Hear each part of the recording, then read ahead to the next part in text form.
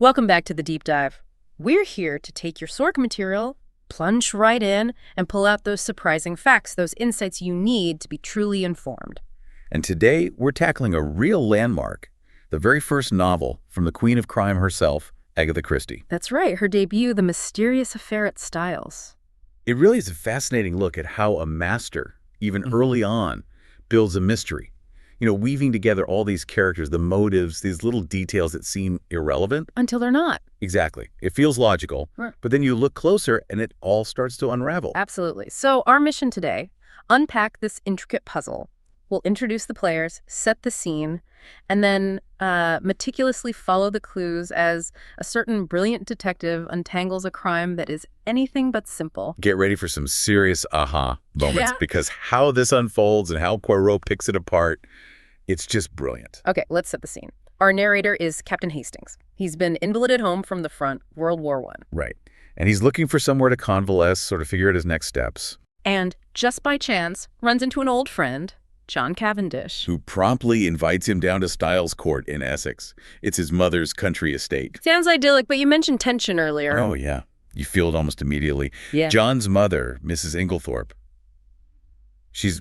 the book says not a day less than 70, so she's getting on. Okay, an elderly, wealthy matriarch. Classic setup. And she's recently remarried to a man, Alfred Inglethorpe, who is significantly younger. Ah, there it is. And John does not hold back. He calls the new husband a rotten little bounder Wow, strong words. and accuses him of barefaced fortune hunting.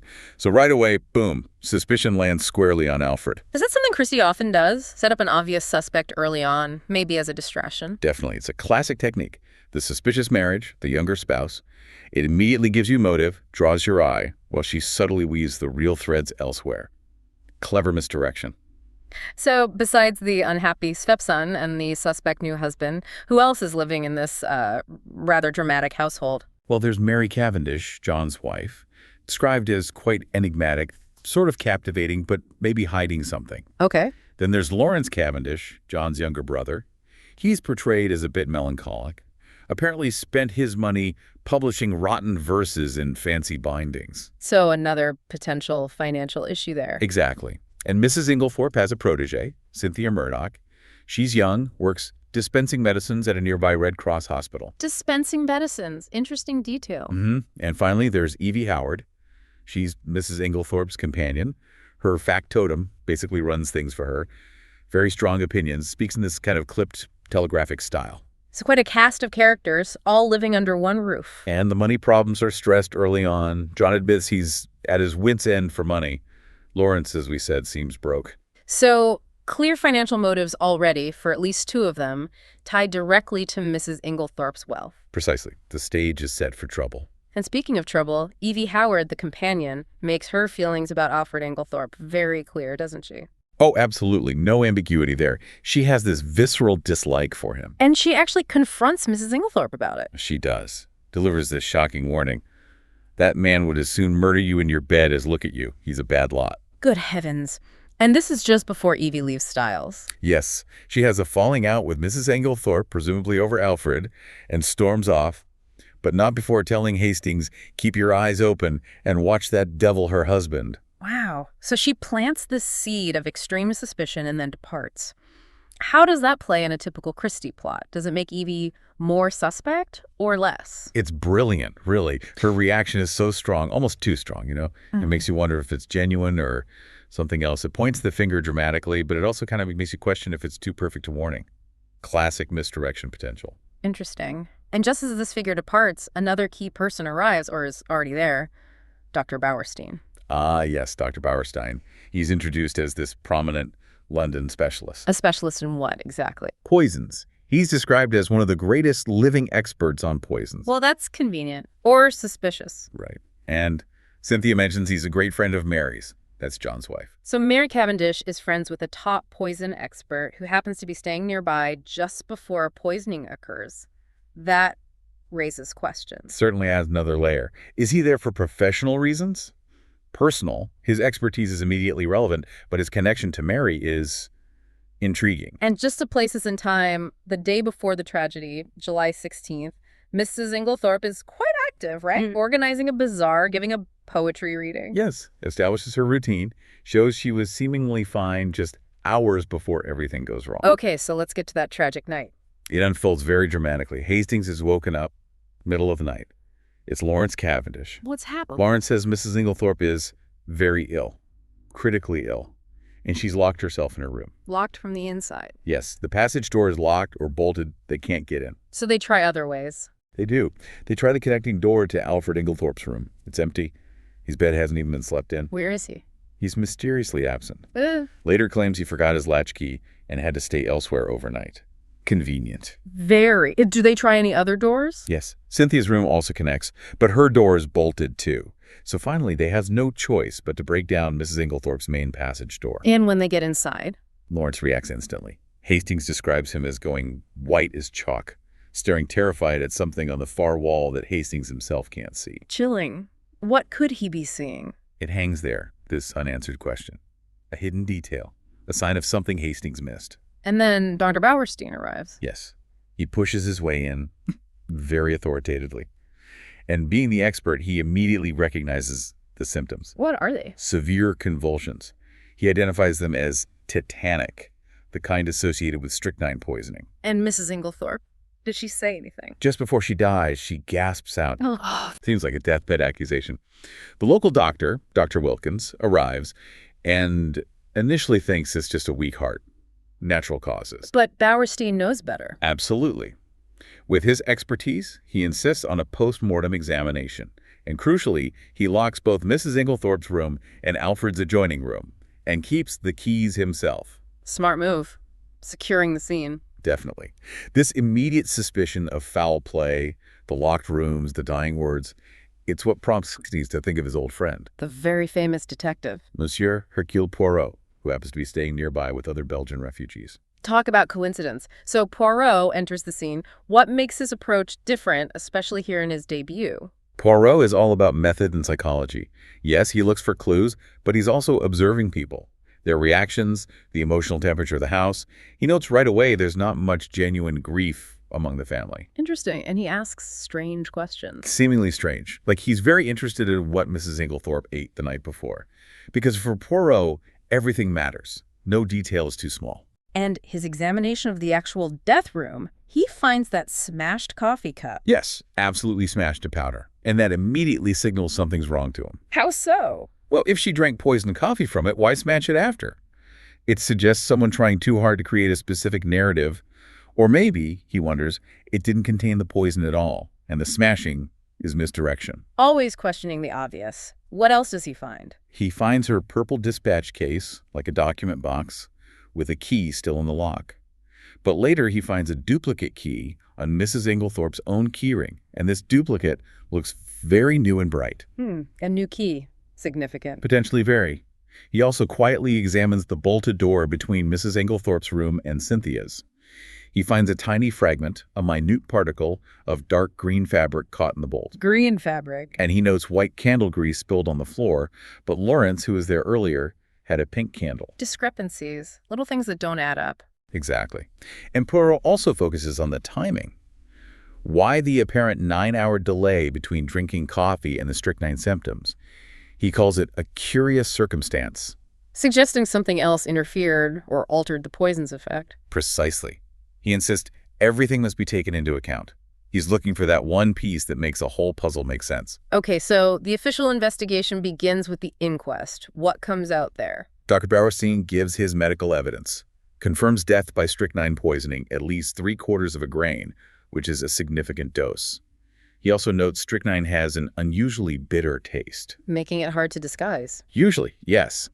Then Lawrence Cavendish testifies, surprisingly suggesting maybe his mother accidentally overdosed on her tonic, which did contain some strychnine. Trying to deflect suspicion, perhaps. Or maybe genuinely confused. But Dr. Wilkins, the local GP, just dismisses that idea as absurd. Then we hear from Dorcas, the parlor maid. Her testimony seems crucial. Very crucial. She overheard a big argument the day before Mrs. Inglethorpe died. Who was arguing? She couldn't see who Mrs. Inglethorpe was talking to, but heard her accusing someone of lying, saying, "I have kept you and clothed you and fed you." Wow. It sounds like she was dressing someone down, someone dependent on her. Exactly.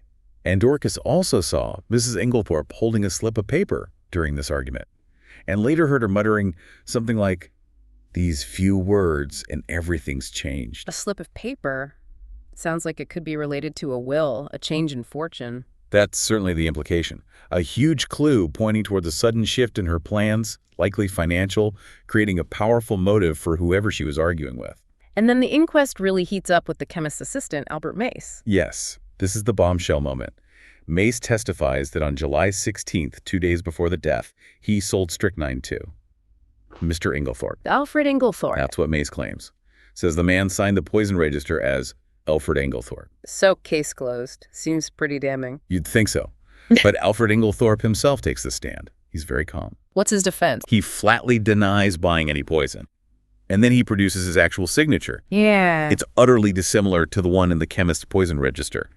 Completely different handwriting. Whoa. So someone forged his signature. Looks like it.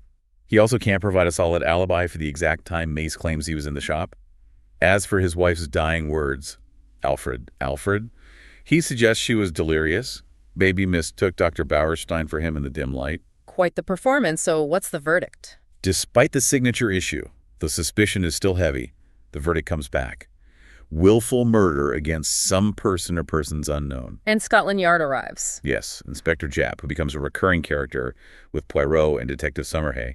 And they seem convinced Alfred did it, despite the signature problem. They think he's lying somehow. But Poirot has doubts. Big doubts. He actually tells Japp, "Go ahead, arrest Mr. Inglethorpe, but it will bring you no kudos. The case against him will be dismissed at once." Why? Why would it be dismissed? Because, Poirot says, the evidence against him is too conclusive, too perfect. Ugh. That again. If it looks too neat, Poirot smells a rat. He thinks Alfred is being framed. Precisely. The perfection of the setup makes him suspicious. Someone is working very hard to make Alfred look guilty. So what's Poirot's next move? If Alfred is likely innocent, where does he look? Well, his first public move is actually to help Alfred. He announces that Alfred's silence at the inquest wasn't about the murder, but about concealing some other discreditable secret. A bit of reputation management? What's the strategy there? It clears the air around Alfred, forcing Japp and everyone else to look beyond the obvious suspect. It also perhaps makes the real killer feel safer, maybe lets their guard down. It's psychological warfare, Poirot style. Clever. And meanwhile, he's looking for other clues, presumably related to that argument Dorcas overheard. Exactly. He finds evidence of the real new will. It's a crumpled envelope in a wastepaper basket in the boudoir, with a fragment of writing. "I am possessed of." Well, initially misspelled possessed. Confirming she was writing a will just before she died. Yes. And the gardener, Manning, confirms it. He and another servant witnessed Mrs. Inglethorpe signing some document around 4 p.m. on the day she died. She kept it covered with blotting paper. They couldn't see what it was, but she put it straight into her purple dispatch case. The case Poirot found the key in. The very same. But then Poirot gets a shock. He goes back to the case, which he'd locked. Yeah. Forced open. Sometime after he locked it and took the key. Someone broke into it. Why? It tells Poirot someone was absolutely desperate to get inside that case and destroy whatever document Mrs. Inglethorpe put in there. That new will, it confirms the will was central to the motive. So the killer needed to destroy the evidence of the will change. Who could have done that? Poirot turns his attention elsewhere. Maybe Miss Howard. He has this very interesting conversation with Evie Howard. Her alibi for the time of death is solid. She was miles away. But Poirot finds her intense hatred of Alfred suspicious. How so? Too much. Too violent to be natural, he suggests. He gently probes, hinting that maybe her instinct tells you another name. Someone else she suspects deep down. Does she admit anything? No, she denies it. Gets quite upset, actually. But she ends by vowing to support justice, whatever the cost.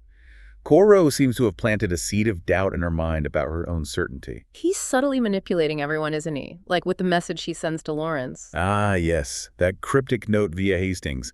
Find the extra coffee cup and you can rest in peace.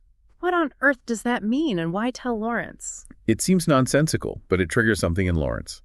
It leads him to search, and he finds Cynthia's coffee cup, the one presumably used the night before, hidden away in a brass vase. Why hide it? That's the question. But finding it reveals a key detail, possibly known only to the family. Cynthia doesn't take sugar in her coffee.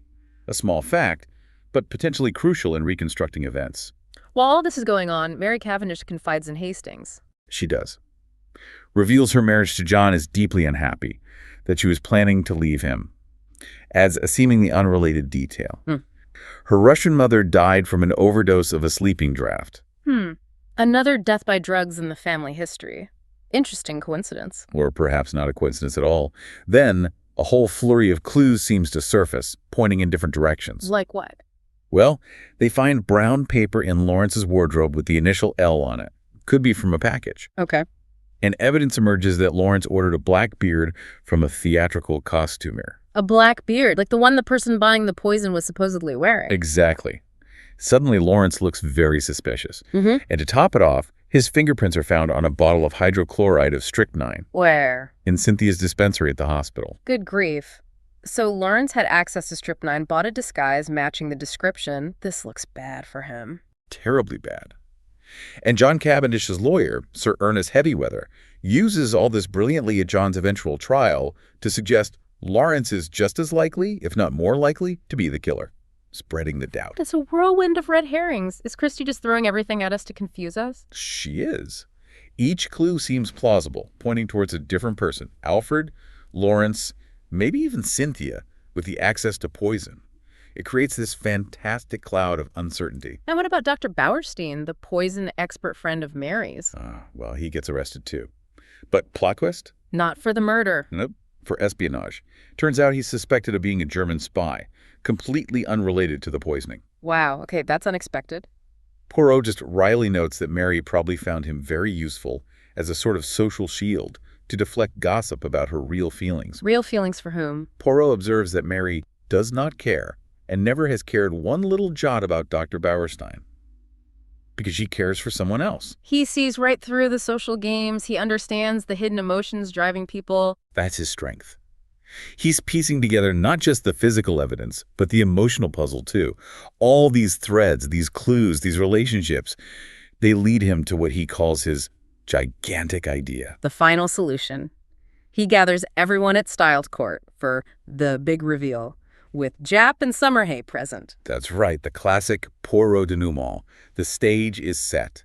Everyone is assembled. Okay, so after all the misdirection, all the twists and turns, who really killed Mrs. Inglethorpe and how? The truth is quite astonishing. The murderers were Evelyn Howard. Evie, the companion who hated Alfred. And Alfred Inglethorpe himself. What? They were working together, but they seemed to despise each other. It was all an act. A brilliant, calculated deception. They weren't just collaborators. They were cousins and lovers. Cousins and lovers. That explains the intensity, maybe, but flipping it into hatred? Wow. So the motive was purely the inheritance. Yes, to get their hands on Mrs. Inglethorpe's considerable fortune. The plan must have been incredibly elaborate to fool everyone, especially Poirot initially. It was chillingly precise. Let's break it down. 1. The disguise at the chemist's. That was Alfred buying the strychnine. But the signature. He wore a black beard like Lawrence later ordered, and pince-nez glasses to look more like John Cavendish, and deliberately forged John's signature or something close enough to implicate him. Remember, John was known to be desperate for money and had just quarreled with his mother. Perfect frame. So he framed John, not himself. Okay, what else? 2. The blackmail note. Evelyn Howard wrote that anonymous note, telling John to meet someone in Marston Spinney. Why? To give John a fake alibi for the time Alfred was actually at the chemist buying the poison. She even imitated John's handwriting slightly to make it look like he might have written it if found. Layer upon layer of deception. Okay, but the actual poisoning method, that delayed reaction, the bitter taste, how did they manage that? This was the stroke of genius, as Evie called it in her letter. The strychnine wasn't put in the coffee cup. It was already in Mrs. Inglethorpe's tonic medicine bottle, prescribed by Dr. Wilkins. Already in it. How? Evelyn Howard secretly added bromide powders to the tonic.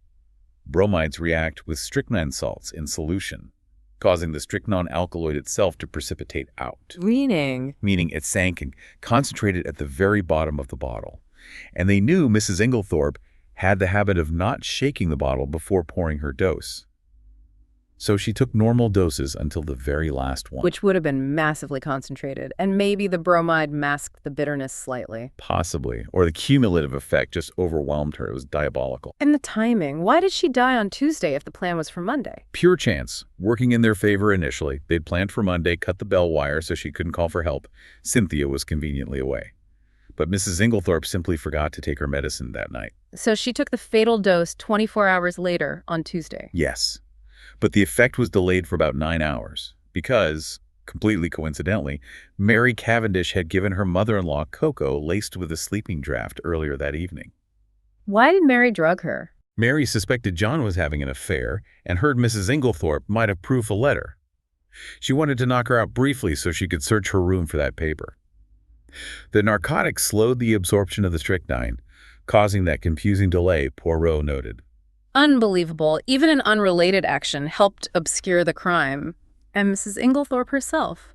She figured something out, didn't she? The argument, the slip of paper. She did. It turns out she'd lost the key to her own dispatch case. While looking for Samps, she randomly tried another key from her bunch, and it happened to open Alfred's desk drawer. What did she find? The smoking gun. A damning letter from Evelyn Howard to Alfred outlining their relationship and their plot, mentioning things like the good time coming once the old woman is dead and out of the way, and specifically praising Alfred's idea about the bromides was a stroke of genius. That's why she was so upset, and why she wanted a fire lit on a hot day. Exactly. She realized Alfred was plotting against her. She immediately made that new will, presumably disinheriting him, and wanted to burn the incriminating letter she'd found. She put the new will in her case, but likely kept the letter, maybe intending to confront him. So where was that final, crucial piece of evidence? The letter. How did Poirot find it after the case was broken into? It wasn't in the case. After finding it, Mrs. Inglethorpe must have torn it into thin strips, and she hid them in the spill vase on the mantelpiece in her bedroom. A spill vase is usually full of tightly rolled paper tapers for lighting candles or pipes. Perfect hiding place. How did Poirot even think to look there? His meticulous tidiness. Remember how he straightened the ornaments on the mantelpiece when he first examined the room? Later, he noticed they were slightly crooked again. Someone had disturbed them after his visit. Someone searching for or hiding the letter strips. Precisely. Likely Alfred, after realizing she must have found the letter. Poirot, noticing the disturbance, investigated the vase and found the torn strips. The final link. Absolutely incredible. The sheer cunning of the plan, the way they used everyone's assumptions and relationships, the layers of false clues. And Poirot's method, not just finding clues, but observing behavior, setting little traps, even making the household amateur detectives by scattering hints, which probably prevented Alfred from finding and destroying that letter sooner. And you mentioned a larger social experiment, too. Yes, Poirot reflects on it. The ordeal of John's arrest and trial actually forced John and Mary Cavendish to confront their issues, breaking down their pride and bringing them back together. And Lawrence and Cynthia. Poirot's subtle nudges, like the coffee cup clue, helped push them together too. So amidst solving the murder, he also kind of rearranged the emotional furniture of the house. So stepping back, what does this all mean? What's the big takeaway from Styles? For me, it shows that even the most convincing, seemingly conclusive evidence can be a facade. It's a masterclass in how easily we can be misled and the absolute power of careful, unbiased observation. And Poirot's genius lies in challenging those assumptions, even his own initial thoughts. Exactly. He shows that gut feelings, instincts, they're useful. But they have to be backed up by rigorous method, logical deduction, and paying attention to every single detail, especially the ones that don't seem to fit. Nothing is truly insignificant. A powerful lesson. And perhaps a final thought for you listening. As you reflect on this deep dive into Styles, consider this: how many seemingly insignificant details might you be overlooking in your own life or in the world around you? What hidden truths, what bigger pictures might emerge if you started paying closer attention to those small, seemingly trivial things? Something to think about. Indeed. We'll see you next time for another deep dive.